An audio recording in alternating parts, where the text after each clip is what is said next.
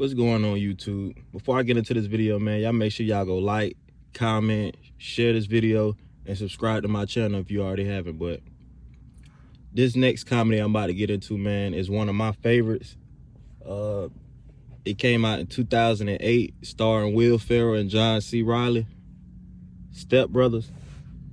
Now, when this movie first came out, I was hearing everybody talk about it, like how funny it was, and I've seen previews of it and I've heard about it like from word of mouth, but it didn't really move me.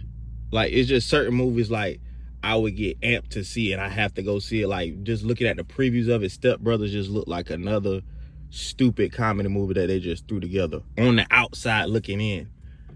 But when I actually sat down and watched it, like, I fell in love with this movie. Like, from the first time I watched it, from the storyline to who they had in it, like, this is just a masterpiece that they put together. But it's basically about two overgrown men, like in their 40s or entering their 40s, Dale Doback and Brennan Huff. Now, their parents meet at this convention type thing, and Brennan's mother starts to fall for Dale's father. So the thing about it is they're so similar that they hate each other. Like, it's kind of hard to explain, but it's like certain people you don't know. You could have so much in common with them, but since y'all don't know each other, y'all are so alike that y'all have a certain disdain for each other. That's how it was with these two on this movie. Like, when they first meet, like, first of all, you shouldn't even be in your parents' house if you in your 40s unless you have something like mentally wrong with you or physically wrong with you.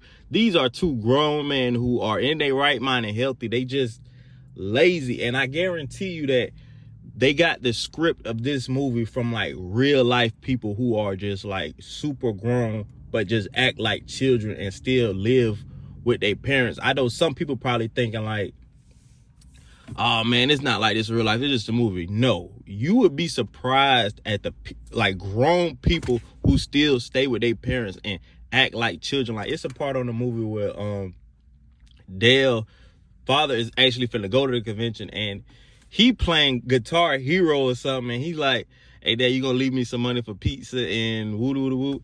I'm like, wow. And then he told him before he left, like, don't order no pay-per-view or something. Like, he's a kid. Like, it's just funny. And like how they act like children. Even when they first meet, like, they just having like this staring contest. Like, they just staring at each other, like sizing each other up. But when they first like start having interactions with each other at the dinner table, like, it is just hilarious to me how childish they are. But over time, they started realizing how similar they are to each other, and then they just start becoming like best friends. Now, at first the parents thought it was going to be a problem because they didn't like each other, but they realized it was going to be a serious problem if both of these fools start becoming friends and getting tight. Like, we'd rather have y'all not liking each other than being friends. So they just end up just like tearing up everything, just like going off, but actually liking each other in the process. But eventually their parents want them to get out the house. Like, they want them to leave. Like, you don't want no 40-year-old man, and you in your 60s, you just want to travel the world and enjoy your life. You still got to deal with these two knuckleheads. But their parents try to set them up for like jobs, just to do anything, just to keep them busy and keep them out of the house.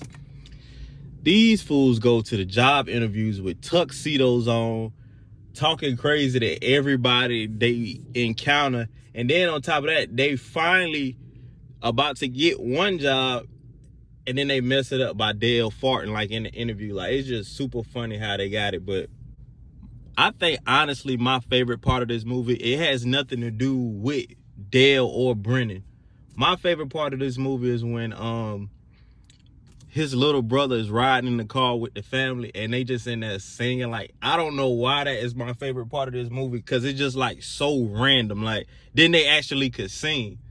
And he said, like, I spent all this money on voice lessons and y'all sound horrible. Like, that is hands down my favorite part of them. If you watch Step Brothers, you know exactly what I'm talking about. But over time, like, Brennan's little brother Derek, he tries to sell the house because their father really trying to get the house out of his name. He's just trying to get some money. But it's like when Dale and Brennan find out that they trying to sell the house, they doing whatever they can to make they doing whatever they can to make people not want to move in this house. Like, this is my thing about it all.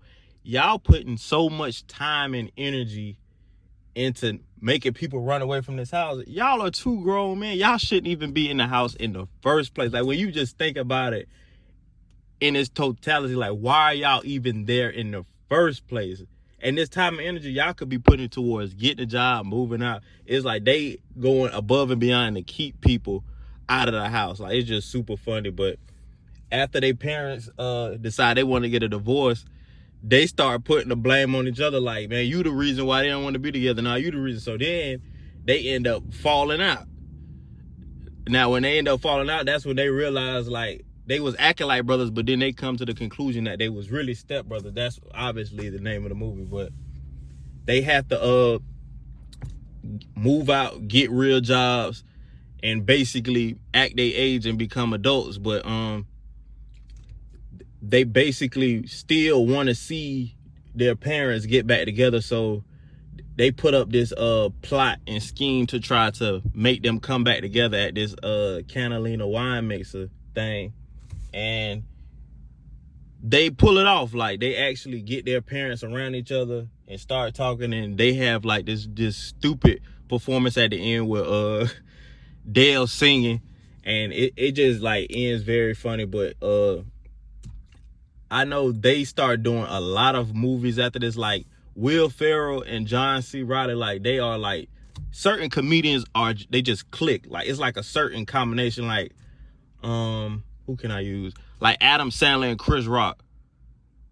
You know what I mean? Like, certain people, they just go together. Like, these dudes start doing movies back to back with each other after this, because this was like a really big hit. And I know it killed in the box office, but it really put a spotlight on John C. Reilly, because I'm gonna be honest, I've never even heard of this dude. Like, everybody knew who Will Ferrell was before Step Brothers came out. Like, he already had his name. I never knew who this dude was.